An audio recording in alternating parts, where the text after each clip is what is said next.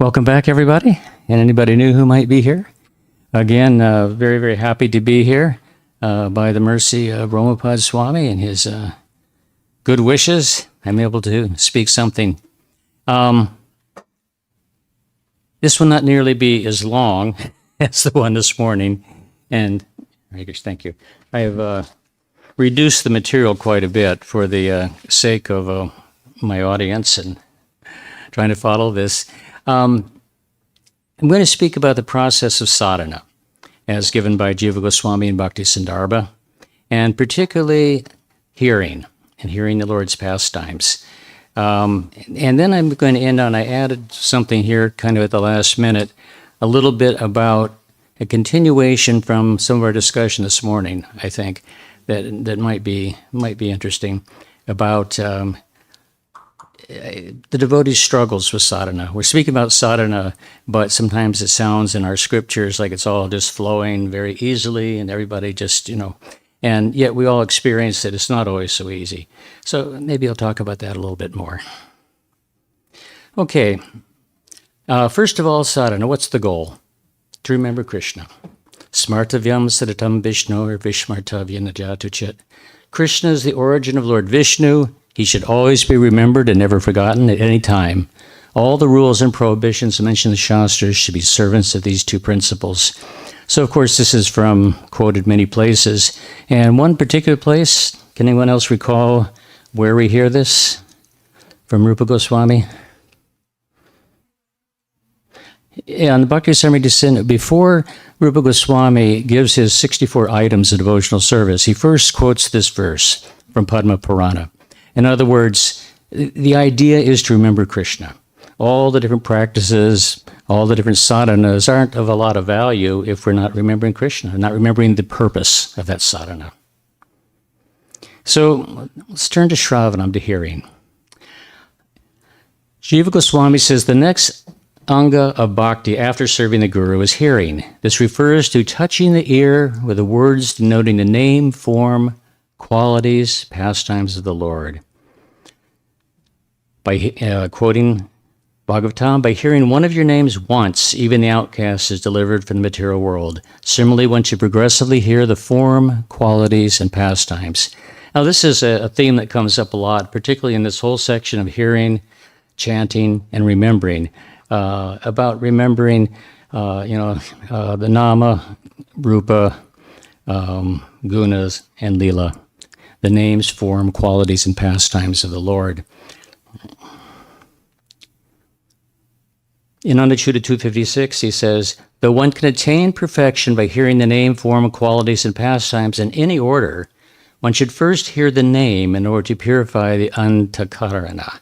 Antakarana, it's hard to get an exact definition. Best I can define is the mind, or the totality of the mind, the consciousness. So that consciousness or totality of the mind needs to be purified. And that, of course, comes through chanting primarily.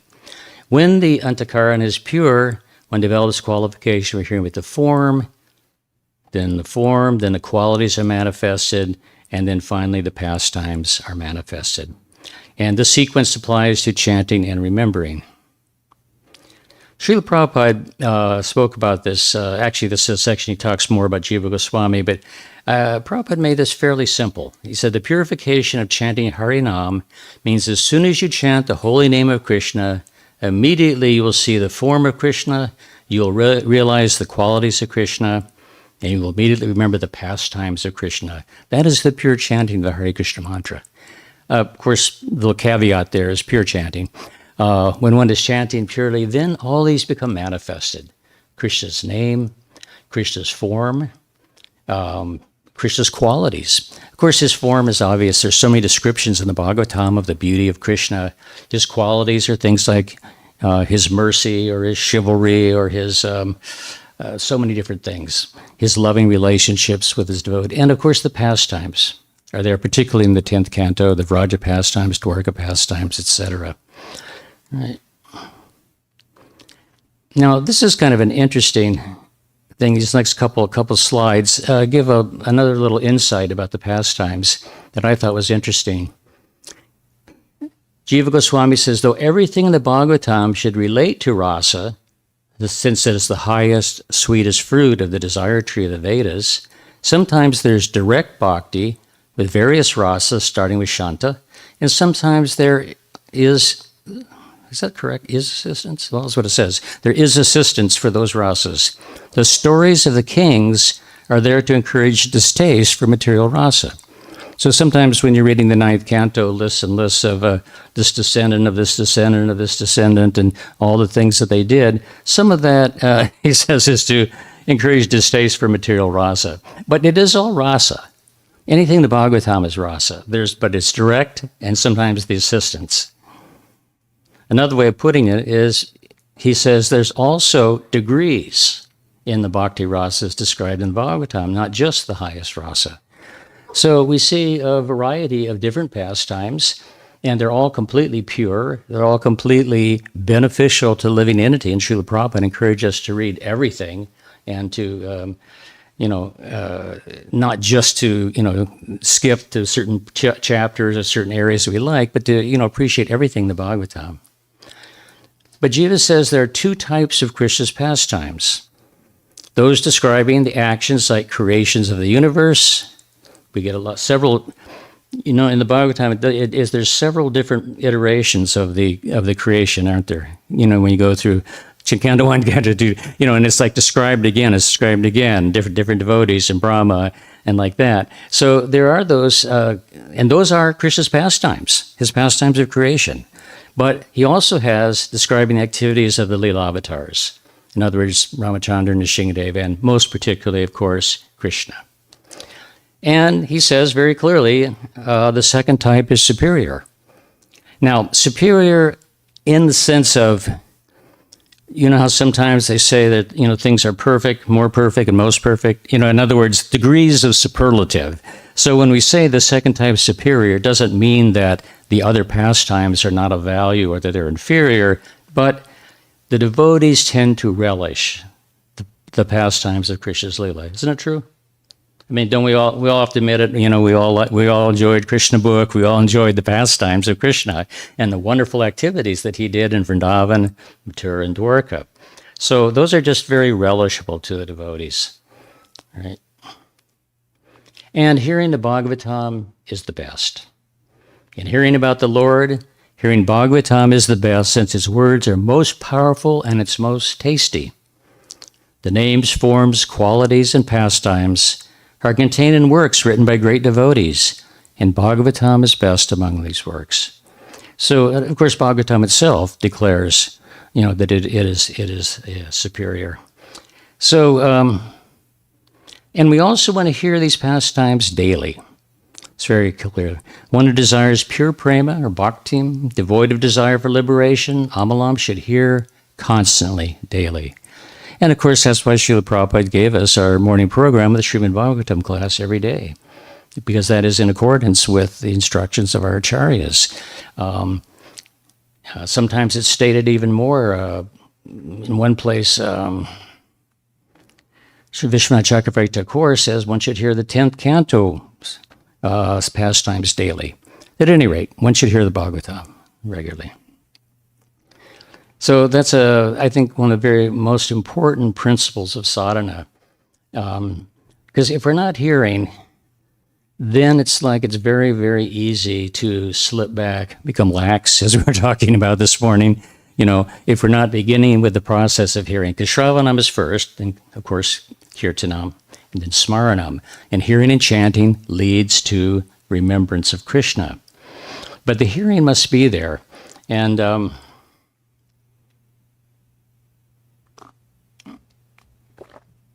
I don't know if Maharaj said this morning, but I or hearing somewhere that sometimes we see devotees who are not seeming to progress so much or just kind of casually interested in Krishna consciousness. You find often that they don't hear, they don't read. They're not really getting the philosophy. And because if we don't immerse ourselves in this philosophy, then we can almost forget why we're doing what we're doing. Even devotees who like to chant, you'll find sometimes don't like to hear or read. And, that can be a problem also. Of course, the chanting will eventually lead to perfection, but the problem is it's the eventualities. if we want to really make fast progress, hearing is in the beginning. So I thought those were some interesting points that Jiva Goswami talked about hearing. And again, as I said, I totally switched gears here, went back and, changed my whole class. And decided to go back a little bit to some of the things we were talking about this morning that were kind of interesting. What if a devotee's sadhana is imperfect? Jiva first quotes 11:14. I think there's like 3 chapters in the 11th canto that are particularly focused on really great things about devotional service. Chapter 14, 20, and is it 29? I'm not sure, but there's 3. Of course it all is, but there's some that are specifically where Krishna talks about devotional service, pure devotional service to Uddhava, and chapter 14 is one of these. If my devotee has not fully conquered his senses, he may be harassed by material desires, but because of generally strong bhakti, he will not be defeated by sense gratification. So even if there are material desires, if there is generally strong bhakti, in other words, if one is continuing the processes, hearing, chanting, like that, then he will not be defeated. Eventually, one will overcome those issues, overcome anarthas, become purified.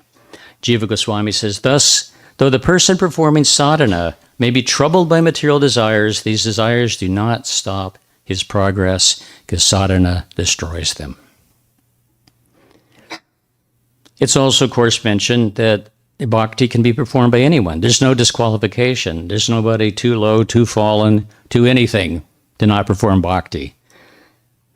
This bhakti can be performed by anyone, since it's seen that a person of good or bad conduct, possessing or not possessing knowledge, detached, unattached, desiring liberation, achieve liberation, having not perfected bhakti or having perfected bhakti, become an associate of the Lord or become an eternal associate of the Lord, all of them attain success in bhakti.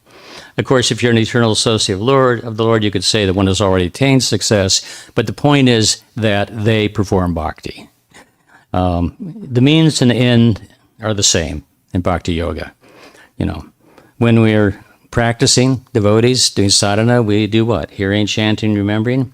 And when you're in Vrindavan in your eternal Leela, what are you doing? Hearing, chanting, remembering, serving. The same processes are there. When the gopis or Mother Yashoda is separated from Krishna, when he's off to the pasturing grounds during the day, what are they doing? They're chanting and hearing about Krishna, right? Remembering Krishna. So the activities of bhakti are eternal. We were learning this morning how bhakti is eternal, how it is given by Krishna. It is part of Krishna's Hladini Shakti, and therefore it continues in all phases of life, material life, spiritual life, perfected, not perfected. And also, of course, the destruction of sin by bhakti. Krishna says, O Uddhava, just as a blazing fire turns firewood into ashes, similarly devotion to me completely burns to ashes sins committed by my devotees. So thus, the purifying process is there in the practice of devotional service. What if a devotee falls down? One verse, O Madhava, Supreme Lord, Lord of the Goddess of Fortune, if devotees completely in love with you sometimes fall from the path of devotion, they do not fall like non-devotees, for you still protect them. Thus they fearlessly traverse the heads of their opponents and continue to progress in devotional service. 10:233, nice verse, very encouraging, right? And Jiva Goswami said, it was said that even liberated persons fall from the spiritual goal if they disrespect the Lord. This is not so for devotees. The person performing sadhana bhakti does not fall from the path of bhakti. And of course, we know Bhagavad Gita, on this path, there is, no loss or diminution. A little advancement on this path protects one from the most dangerous kind of fear. So this is well established that there is no loss in devotional service. There's only gain. And wherever, and Prabhupada explains that if one does not complete in this lifetime, then one picks up at that point in the next lifetime and continues their devotional service.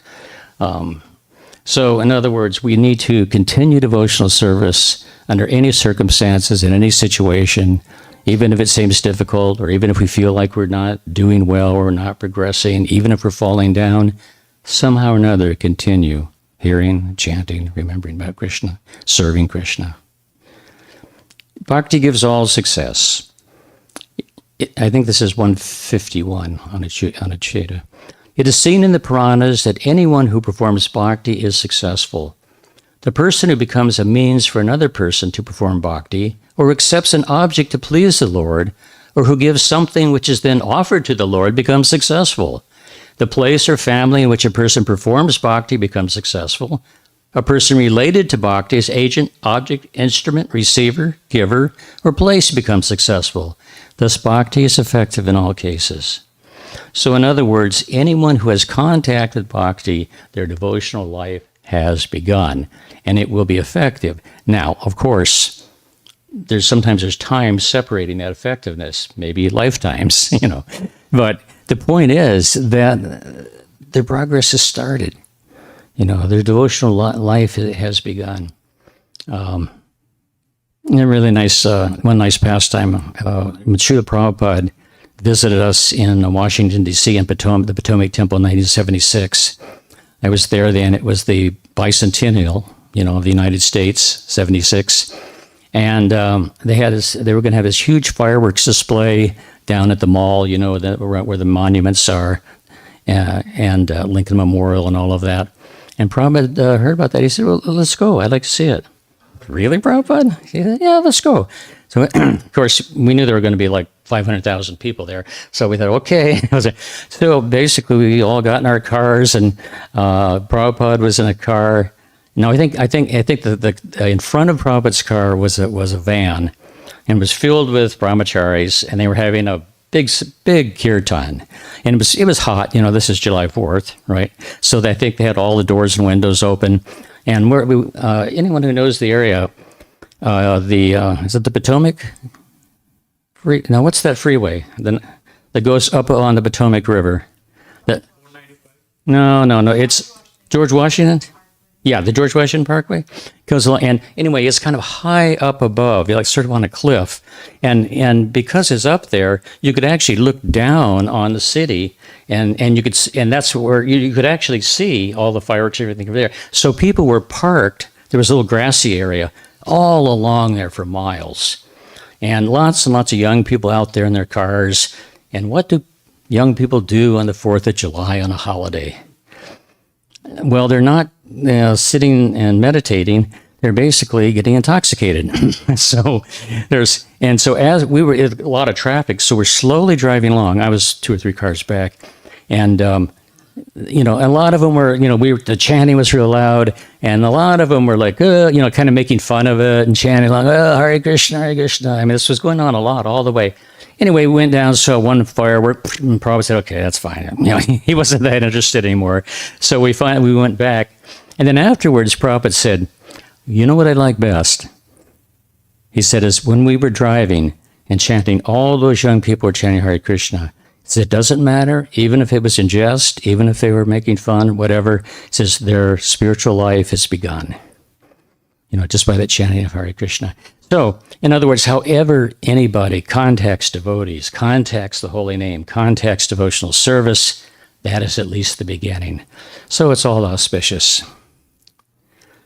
And always successful, eventually. It is seen in the Puranas that anyone who performs bhakti is successful, as well as, did I read this? No. As well, the object like a cow which is given to the Lord becomes successful. The person who has the means to another person to perform bhakti or accepts an object, family, anybody related, is successful. But there's always the but, or the one other thing to remember, the results depend upon our purity. To the degree that the Atma becomes purified by hearing and chanting my glories, a person is able to perceive my real form and qualities and experience their sweetness. So that sweetness, that form, the qualities of Krishna, those beautiful pastimes, they're all there. They're all available for us, but to the degree that we engage in that process and become purified to that degree, we will have realization. And that's really what we want. At one point in the beginning of Bhakti-A, Jiva Goswami says that that the goal is actually to have direct experience of Krishna, to directly understand and know Krishna, experience him. That's the goal of all this. That's where we're heading. That's what we want. And that will come about to the degree that we're successful in the process of hearing and chanting. Okay, so that one was a little quicker. Oh my gosh, it was fast. Anyway, questions? Rampad Maharaj.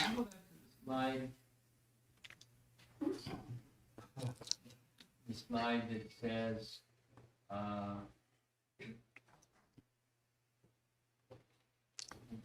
toward the beginning, gosh.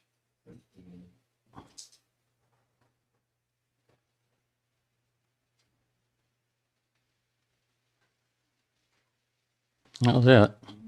No. Give me a hint. What was it about?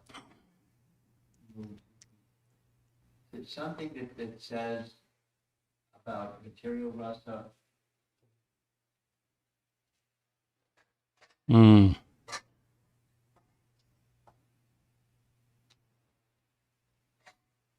Material rasa?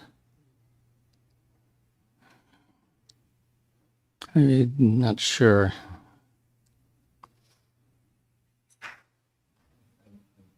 Meant to flag it when you went back.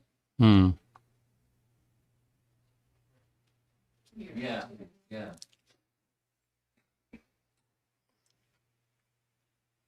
Could you explain that? Okay. Yeah, I thought that one was intriguing. It's another one of those like, what does he really mean here? Talks about direct bhakti and with various rasas and assistance. Of course, when he says starting with Shanta, just as a insert there, devotees aren't so interested in Shantaras, but Shantaras is bhakti. Often it may be some experience, say, by the impersonal, or not the impersonalist, but say the yogi meditator of Krishna in the heart. But the thing is, what is lacking? There's not relationship, there's not service, right? There's not that kind of rasa there. So the devotees basically are interested in the higher rasa, starting with dasha. Assistance for those rasas. And assistance for those rasas. In other words, the stories of the kings, or some of those chronologies and like that, are assistance. In other words, they give us additional information, and I think that what he's saying here is they contrast. There's sort of a contrast to encourage distaste for material rasa. So in other words, the difficulties and the hardships that all of these different, kings and all of everything that they're doing, all that went on, it's kind of like, that's not what the devotee really wants so much, even though it is transcendental in that it is connected somehow with Krishna's devotees and like that. But any other thoughts on this one? I thought this one was kind of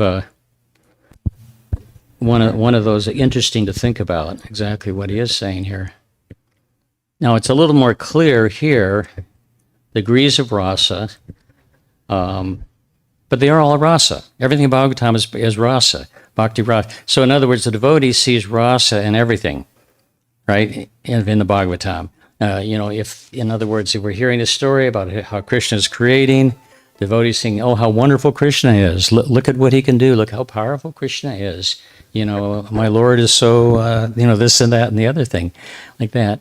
And here again, delineating a little bit more clearly, I think he says there's the two types of pastimes, those of creation and those of the Leelavatars. In other words, of Krishna's more, direct pastimes as opposed to the creation of the universe. And as I said, when he said the second type is superior, I think that means it's more relishable by devotees. I'm not clear. Which part? Go back to that. Mm-hmm. So there's the bottom is the kings like ninth canto, etc., Mm-hmm. are there to encourage distaste for material rasa. Okay, got it. Mm-hmm. Then there's direct bhakti with various rasas. That's clear. Yeah. What's not clear is, and sometimes there is or are assistants for those rasas. Assistant for those rasas is direct bhakti.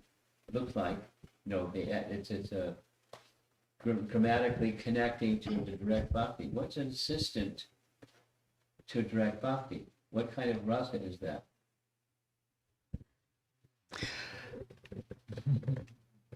Well, I think what it has in parentheses afterwards is the explanation of that, like the stories of the kings to encourage distaste for material rasa. In other words, sometimes there's their contrasting. Okay. You have Okay. you have a concept, then you have a counter concept, right? Kind of like in Nanya Lasi Shunyam, you've got Jana Karmanya, you've got the example and the counter example. That's my understanding of it, anyway. Okay. Anything else? Other questions, thoughts about anything? Yes. Pragatmika.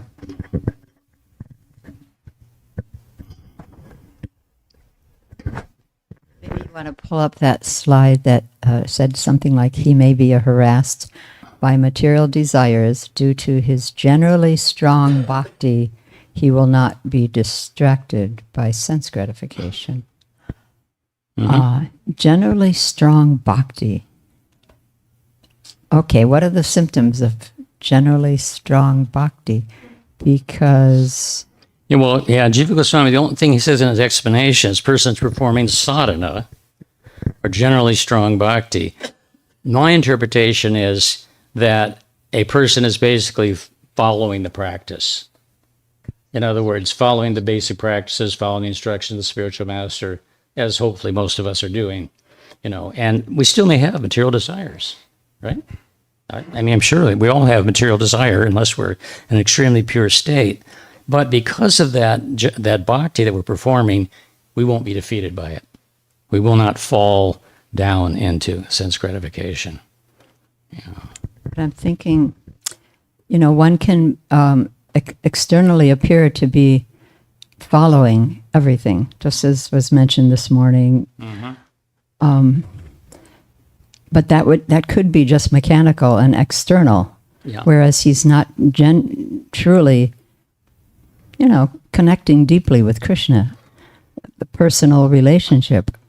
And the result of that will be? Huh? And what will the result of that be? They might fall away. Deviation, they might become lax, as we were talking about.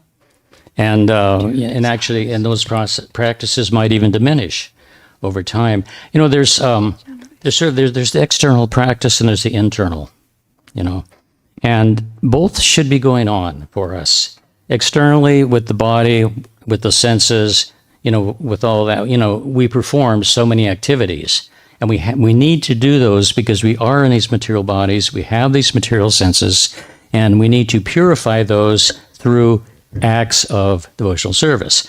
And of course, Rupa Goswami explains that, Yukta Vairagya and everything, that we utilize everything in Krishna's service. But there also needs to be the internal process where we are actually, when we're chanting, when we're hearing, that we're remembering. Then we actually become Krishna conscious of Krishna, thinking of Krishna. How do we relate to Krishna throughout our lives? And I'm not saying it's easy. And it's difficult to do all the time. Just like, where is that? Do I have that verse here about the daily?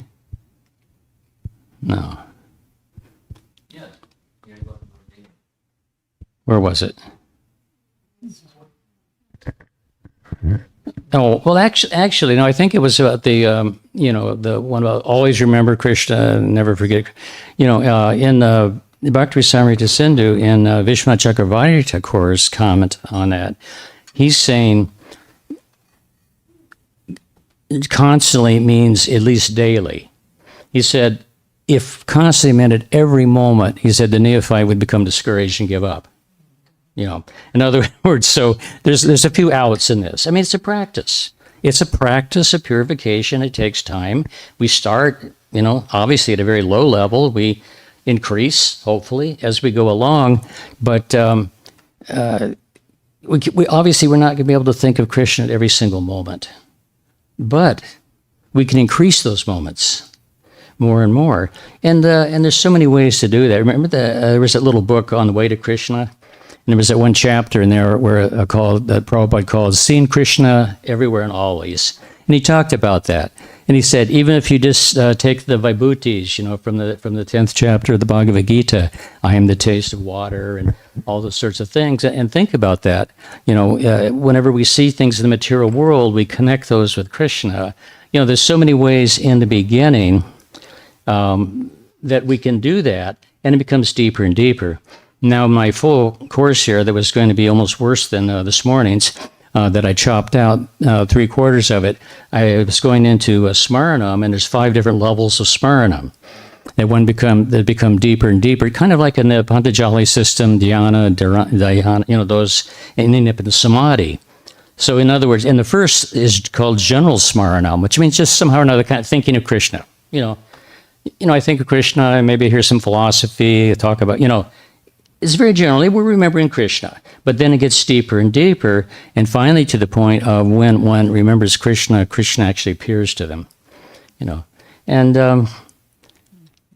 I guess somehow or another, I feel as devotees, particularly as we get a little bit older in this, we don't know how many years we have left, we need that process to become internalized. We need to really deeply try to connect with Krishna and our relationship with Krishna and surrender to Krishna. I was thinking of the 6 symptoms of surrender. And, one of them is, always feel the protection of Krishna. I guess I mentioned that because that's something I've been learning lately in my life in the last couple of years. Where I personally I was mentioning the other day, I've experienced a couple of times where I'm absolutely certain that Krishna saved my life. So you become more appreciative, more deeply understanding. And I think one of the keys, and we were kind of touching on it this morning, is the idea of faith, right? And who was it? Maybe it's Bhakti-A, of course, talking about. In other words, advancement can be seen in all the different processes and stages of advancement, can also be seen in terms of faith, of advancement in our faith. Now, and Jiva Goswami points out that faith is not an anga of bhakta. It's more of a result. In other words, we don't perform faith. Faith is something you obtain as you advance in Krishna consciousness. And I think faith is something that we really need to think about because it's really what takes us past those rough spots, when we are having difficulties, when we might be discouraged in our Krishna consciousness. But our faith, if it's strong, it keeps us connected with Krishna and realize that Krishna is our protector. Krishna is our best friend, right? And anyway. That was a long-winded answer to your question, sorry. I just read something by Chaitanya Charan Prabhu, and he was distinguishing between performative action and transformative, devotional service. This is Chaitanya Charan? Yeah. He's brilliant, isn't he? And he was saying, the performative level is when we're doing it, we're maybe doing it expertly and perfectly, but just to appear advanced or to get recognition or, to gratify the ego. Mm-hmm. Whereas transformative is to maybe perform the same activities, but in a mood of pleasing Krishna. And the heart is transforming. Personal relationship, yeah. Right? The heart is transforming. Transforms your heart, your relationship with Krishna. That's somewhat similar. It reminds me of like the distinction between moving from Vaidhi Bhakti to Raganuga Bhakti. The same activity is there. It's very clear. The activities of Raganuga Bhakti, when one has spontaneous attraction to Krishna, are the same. One does the same sadhana as one does with Vaidhi Bhakti. Actually, it's described that there are two cases. Well, Jiva Goswami says that if you're very advanced in Raganuga, you don't necessarily have to do all the process of sadhana unless you are not fixed completely at the stage of bhava, said, or if you have some position in society where you need to give example.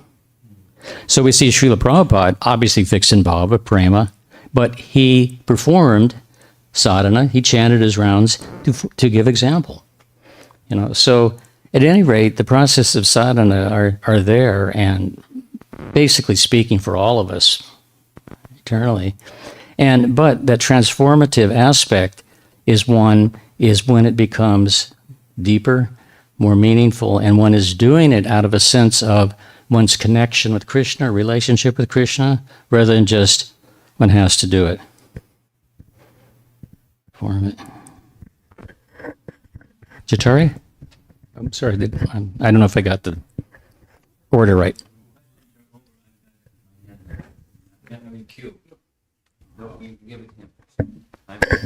You're next. When you were talking about devotees being protected, I believe that was something you said a minute ago. So I always, one of my practices is to, I always remember that story or that pastime of Lord Chaitanya going through the Jarikhanda forest, and he's chanting that one mantra, Krishna, Krishna, Krishna, Krishna, Krishna, Krishna, Krishna, hey. Mm-hmm. So I always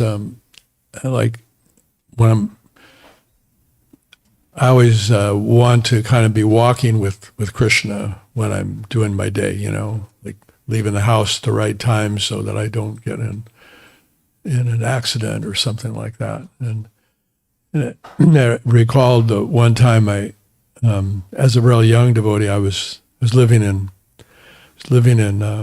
Miami Beach right near the temple that used to be right on the beach there, and on the freeway, I just looked in my rear view mirror, and this car, I was thinking I could have been back there. It was a car that just, the engine died right in the middle of the freeway, and I actually saw another car just like crash into it, and I was just thinking, wow, Krishna, really, I could have been back there instead of where I was, and I really felt like, okay, Krishna is really protecting me here, But let me pose this before we get to that's why. But sometimes there are devotees who have been killed in car wrecks, and devotees have been killed in Ukraine in the war and a different thing. So how do we understand Krishna's protection in those cases? That's what I was thinking too. I knew you were going to say that. Any thoughts on that?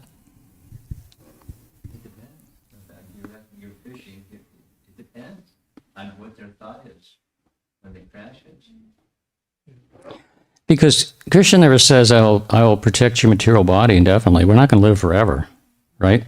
We may be protected in certain circumstances, but these bodies will come to an end, sometimes abruptly, sometimes after a long period of time. But Krishna's protecting us spiritually.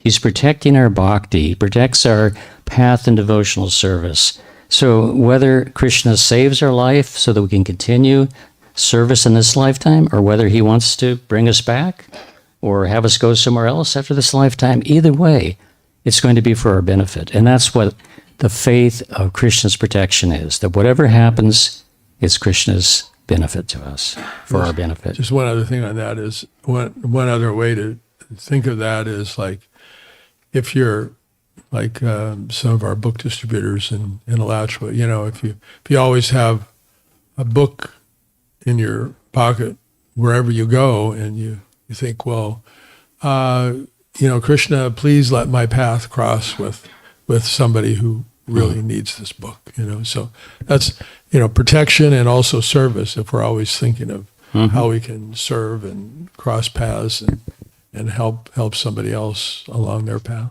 So Thank you. So not just for selfish protection, but Right, for right. service. Maharaj?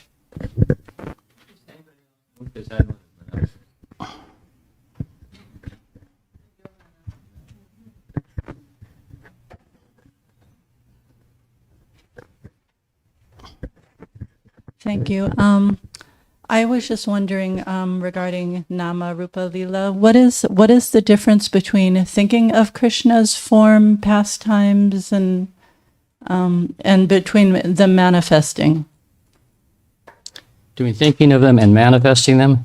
Yes. Well, it is a degree of deepening. As I said, Jiva Goswami talked about 5 levels of remembering, and the first level is just sort of vaguely thinking, it's generally thinking about Krishna, but that deepens more and more by progression till one actually realizes those pastimes, and they become very real to them, And the thing is, my experience at least is that realization isn't something that just I'm going along and, I'm not experiencing much of anything, and one day a bolt of lightning comes, and then all of a sudden I'm completely realized it.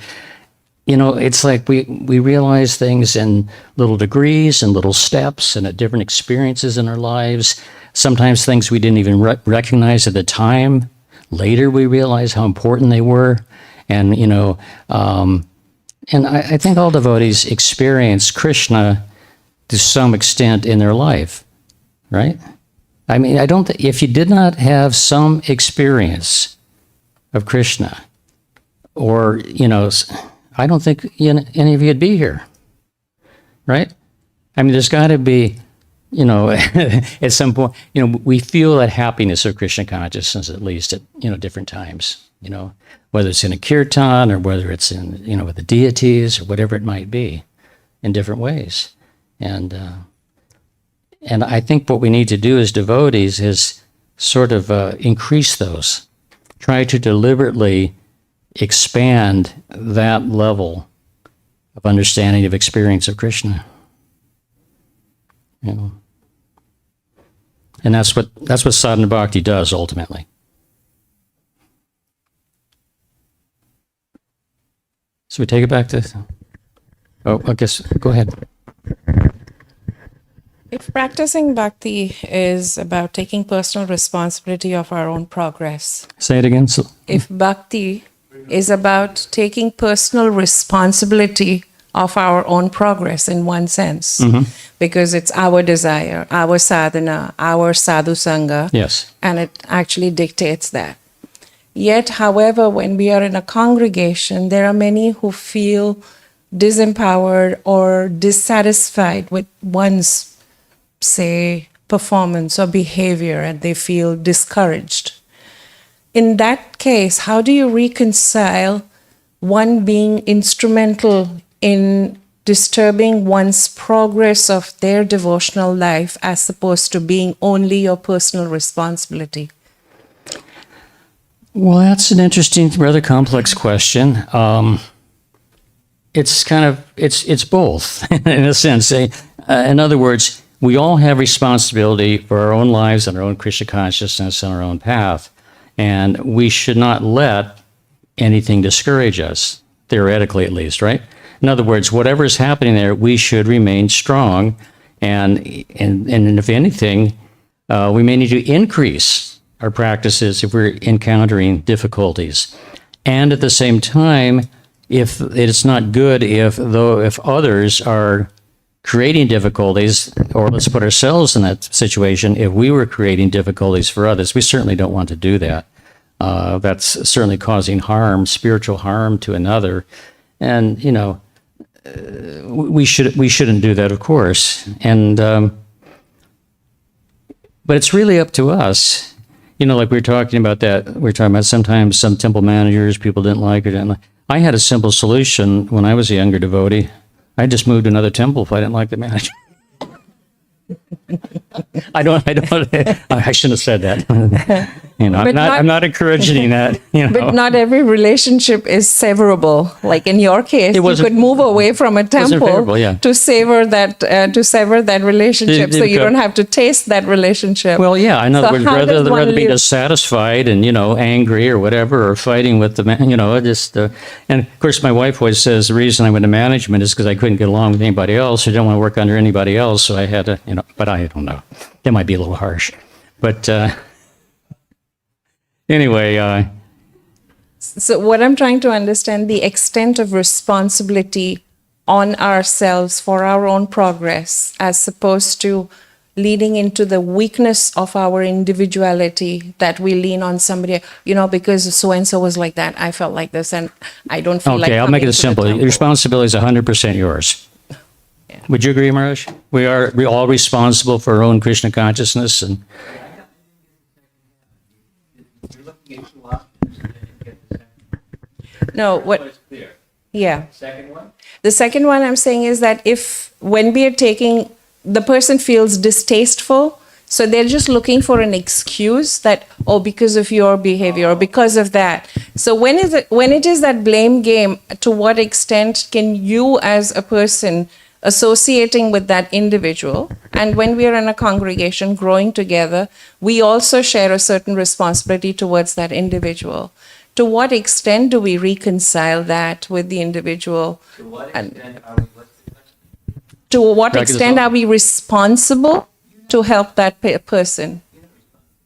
You can do some service, and they're making choices. Okay. you may be able to help another person, and you may not. Sometimes you can, and sometimes you can't. Generally, if we set the best example we can, usually that's the best we can do. Unless we're in a position, to change the situation. If you're a leader or manager, and then obviously you do. You want to make those changes to make everything most favorable for devotees' Krishna consciousness. But if you're not in a position to do that, then take care of your own Krishna consciousness, help others around you, and find good association.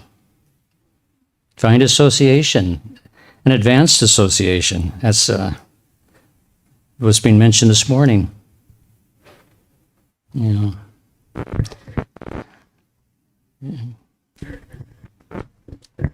Anything else?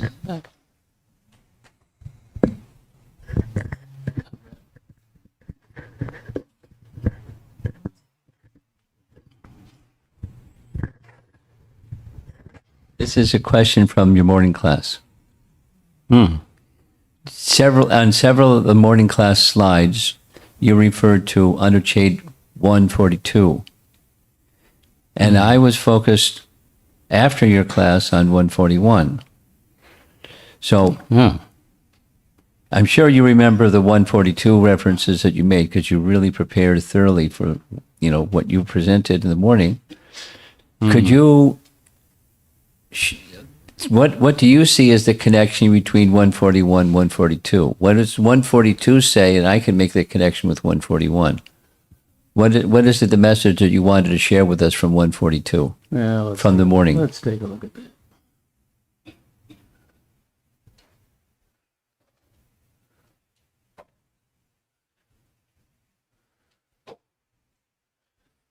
Bhakti pleases the Lord. Let's see, what were the quotes?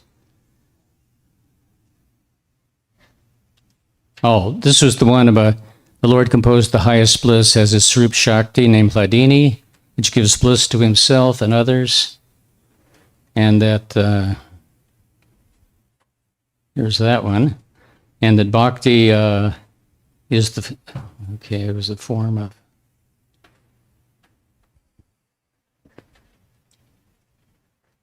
these are all just my, what I've highlighted here. Our Lord is the cause of, I'm not sure which one I used. Can you recall what the content was? I don't.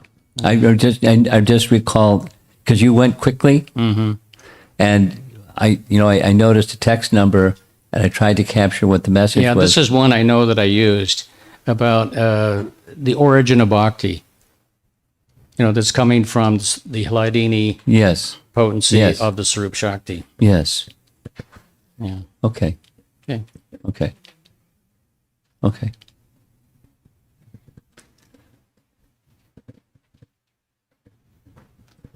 Other. That's it.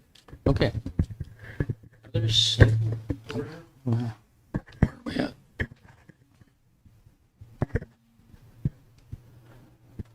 Hare Krishna. From morning, I was just trying to connect both lectures.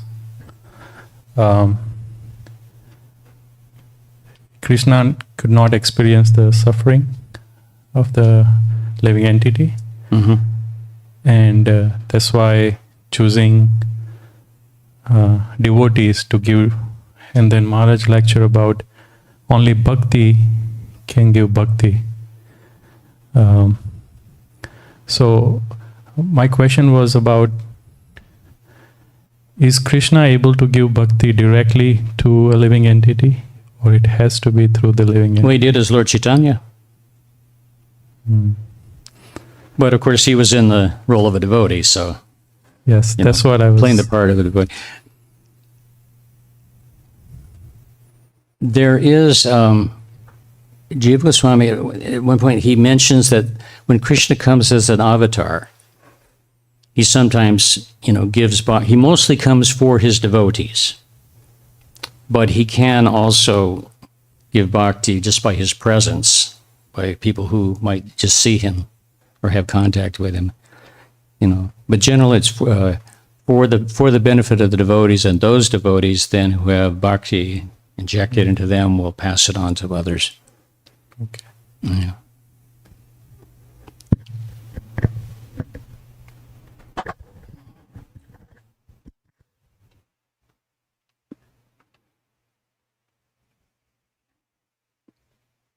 Is that it? Any other thoughts, Mirage? One thing I was thinking was this. I'm going to tell my story that amplifies that story. Okay. That what Prabhupada said about the travel to the 4th of July fireworks, Yeah, yeah. etc. Yeah. So this is a personal experience. The Brooklyn Temple on Henry Street, celebrated as the Henry Street Temple, it was on a corner. It was a rented building, and on the opposite corner was a schoolyard, like a middle school kind of age level school, and we had the. Could you turn it down? We had the practice of going out on Harinam to catch the lunch crowd.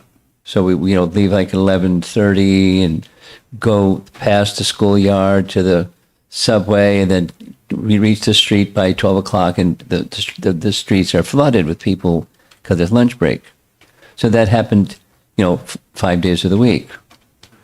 And because we did it every day and every day and every day, with our musical instruments and passing by the schoolyard on the opposite side of the street, the kids knew when we were coming, and they stood at this big wrought iron gate, fence, and, made fun of us every day, every day, every day, every day, every day. And there was another something that happened. They let us know, it was an Italian neighborhood, they let us know, don't park your car on the street. If you park your car on the street, your car's going to get burned. So don't park your car on the street. Now, I don't know what age level of people did it, but we had to rent this place to park our cars because you can't park them on the street.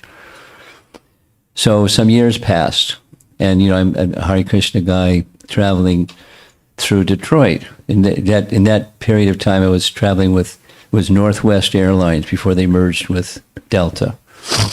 So it was at a hub, waiting for a flight, and I heard this noise down the hall, and it was a group of workers, flight attendants on their break, and they were chanting Hare Krishna, saying, you know, Hare Krishna, ha ha ha, same as the kids did at the doorway or at the schoolyard.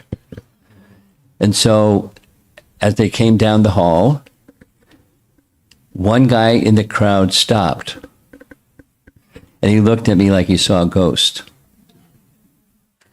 And he told his friends, you know, he said, "I don't. You know, are you a Hare Krishna?" I said, "Yes." He said, "Oh no." You know, the story is he was one of those kids. Mm-hmm. He said, this is what he shared with me.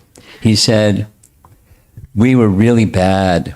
You know, we made fun of you. We laughed at you, but that melody has stayed with me for all these years." Mm-hmm.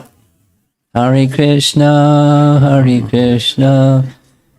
And so just today, during our lunch break, I started singing, and they were laughing as I was singing, and there was the ha ha ha, the whole thing that we did to you guys, and they did it to me. Mm.